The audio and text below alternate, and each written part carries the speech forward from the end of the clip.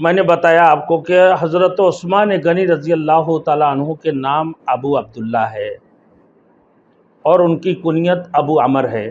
ان کی والد کا نام عفان ہے، والدہ کا نام عربی ہے۔ اب ولادت کب ہوئے ہے حضرت عثمان غنی رضی اللہ تعالیٰ عنہ کی؟ قریش کا عام پیشہ تجارت تھا، اس میں انہوں نے بڑے نامواری حاصل کی۔ حضرت عثمان غنی رضی اللہ تعالیٰ عنہ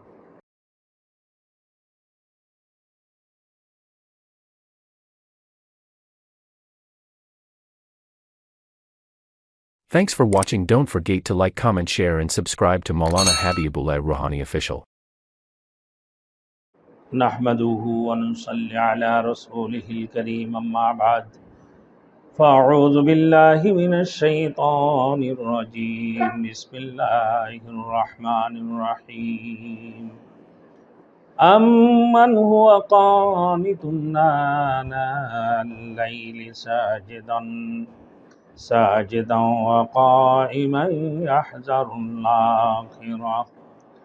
يحذر الآخرة ويرجو رحمة ربه قل هل يستوي الذين يعلمون والذين لا يعلمون صدق الله المولانا العظيم۔ میرے محترم دوست بزرگ، آج میں آپ لوگوں کی سامنے خلفائے راشدین میں سے خلیفہ ثالث حضرت عثمان غنی رضی اللہ تعالیٰ عنہ کے متعلق بات بتانے جا رہا ہوں۔ حضرت عثمان غنی رضی اللہ تعالیٰ عنہ کے نام و نسب اور خاندان اور ان کی ولادت، ان کی پیشہ کیا تھے اور ان کو کب شہید کیا گیا۔ میرے دوستوں، یہ ان صحابیوں میں تھے جن کی بارے میں اللہ نے فرمایا، ایک جو بندگی میں لگا ہوا ہے، رات کے گھڑیوں میں سجدے کرتا ہو اور کھڑا ہوا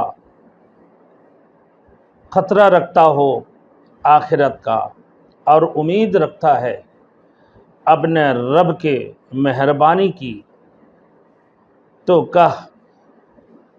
کہ کوئی برابر ہوتے ہیں سمجھ والے اور بے سمجھ والے۔ یہ وہ صحابۃ الاجمعین تھے جو راتوں کو سجدوں میں گزار دیتے تھے۔ خلفائے ثالث خلیفۃ المسلمین حضرت عثمان غنی رضی اللہ تعالیٰ عنہ۔ میرے دوستوں، حضرت عثمان غنی رضی اللہ تعالیٰ عنہ، ان کے نام ابو عبداللہ اور ابو عمر، کنیت والد کا نام عفان ہے، ابو عمر ان کی کنیت ہے، والد کا نام عفان ہے اور والدہ کا نام عربی تھا۔ قریش کی شاخ بنو امیہ سے تعلق رکھتے تھے۔ یہ شرف و عزت و وجاہت کے اعتبار سے بنو ہاشم کی بعد ان کا رتبہ تھا، ان کا مرتبہ تھا۔ بنو ہاشم کی بعد ان کا بہت بڑا رتبہ تھا۔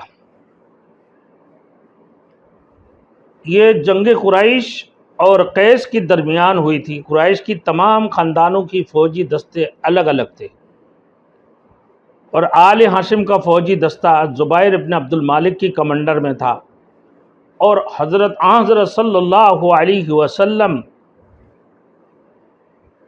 اسی دستے میں شامل تھے۔ بڑے زور کا معرکہ ہوا اور آخرکار صلح پر خاتمہ ہو گیا۔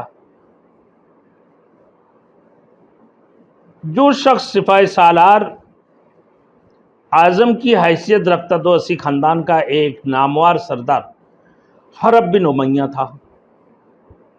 حضرت عثمان غنی رضی اللہ تعالیٰ عنہ کا سلسلہ نسب والد اور والدہ دونوں کی طرف سے پانچویں پشت میں عبد مناف پر ہے۔ حضرت صلی اللہ علیہ وسلم کی سلسلہ نسب سے مل جاتا ہے، پانچوں پشت ہے ان کی۔ عبد مناف پر، جو حضور صلی اللہ علیہ وسلم کے سلسلہ نسب سے جا کے مل جاتا ہے۔ میرے دوستو بات یہ ہے کہ بنی ہاشم کی بات بنی امیہ کی رتبہ تھا،